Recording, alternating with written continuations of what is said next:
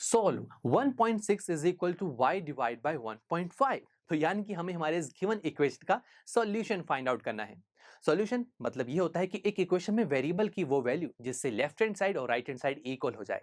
यानी कि इसका मतलब ये हुआ कि मुझे मेरी इस इक्वेशन में वेरिएबल जो कि है y, इसकी एक ऐसी वैल्यू सर्च करनी होगी जिस वैल्यू को अगर मैं इस इक्वेशन में वापस पुट करूंगा तो लेफ्ट हैंड साइड और राइट हैंड साइड दोनों की वैल्यू इक्वल हो जाएगी।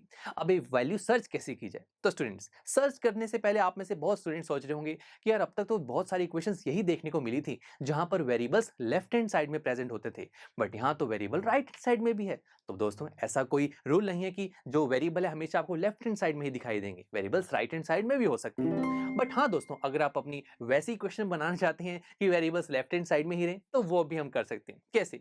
ये जो बीच में इक्वालिटी है ये हमें क्या बताती है कि एक साइड पर जो एक्सप्रेशन है वो दूसरी साइड के एक्सप्रेशन के इक्वल है। अब इक्वल है तो देखो, अगर मैं y डिवाइड बाय 1.5 को पहले लिख दूं और 1.6 को बाद में, तो कोई फर्क थोड़ी ना पड़ेगा, इक्वालिटी तो अब भी रहेगी ना। तो आप ऐसे भी कर सकते हैं और बन गई ना आपकी वही इक्वेशन। तो दोनों इक्वेशंस से अगर जब आप y की वैल्यू निकालेंगे तो आंसर आपके पास सेम ही आएगा। दोनों तरीके से हम सॉल्व करेंगे। देखिए, सबसे पहले तो देखो 1.6 is equal to y divide by 1.5 है ना, इसे सॉल्व करते हैं। y की वैल्यू चाहिए तो इसके साथ जो नंबर लगा डिवाइड में इसे हटाते हैं। कैसे हटाएंगे? इसे दूसरी तरफ ट्रांसफर करेंगे और ट्रांसफर करने के रूल्स हम जानते हैं। जब डिवाइड वाले नंबर को इक्वालिटी की दूसरी तरफ ट्रांसफर किया जाता है तो वो मल्टीप्लाई में कन्वर्ट हो जाता है। तो देखो 1.6 के मल्टीप्लाई में हो जाएगा 1.5 which is equal to y। अब 1.6 को 1.5 से मल्टीप्लाई कैसे करें? अब कई स्टूडेंट्स तो देखिए डेसिमल वाले नंबर्स को बहुत जल्दी से मल्टीप्लाई कर लेते हैं, बट कईयों को ऐसा लगता है कि यार डेसिमल वाले नंबर्स को मल्टीप्लाई करना थोड़ा मुश्किल है, कईयों को कंफ्यूजन होती है। तो कोई प्रॉब्लम नहीं है, आप डेसिमल वाले नंबर्स को फ्रैक्शन में कन्वर्ट कर सकते हैं। ये तो कर सकते हैं ना, बहुत सिंपल है।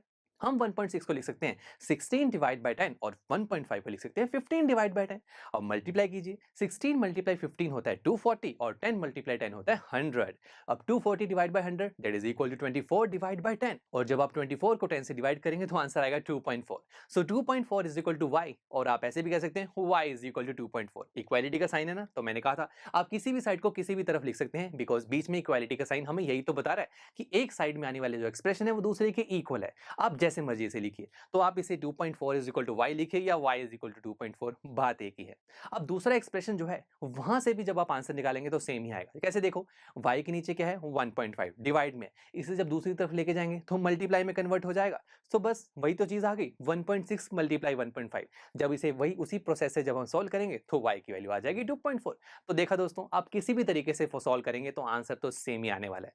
ठीक है, चलिए दोस्तों, मिलते हैं आपसे नेक्स्ट लेक्चर में जहां पर हम हमारी इसी एक्सरसाइज का क्वेश्चन नंबर 9 सॉल्व करेंगे।